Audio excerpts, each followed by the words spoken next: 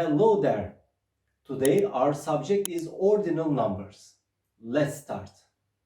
First, birinci. Second, ikinci. Third, üçüncü. Fourth, dördüncü. Fifth, beşinci. Sixth, altıncı. Seventh, yedinci. Eighth, sekizinci. Ninth, dokuzuncu. Tenth, onuncu. 11th, 11. 12th, 12. 13th, 13. As you see after 10, we just return back. So I will continue 10 by 10. 20th, 20. 30th, 30. 40th, 40.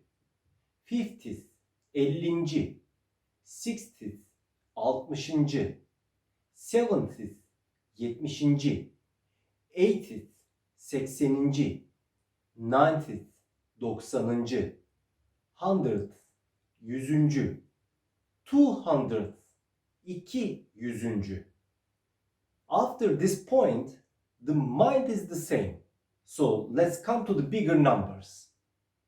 Thousandth, bininci. Millionth, milyonuncu. Billionth, milyarıncı. Trillionth, trilyonuncu. I think you got it very well. I'm waiting your comments. If you like our videos, you know what to do. See you soon.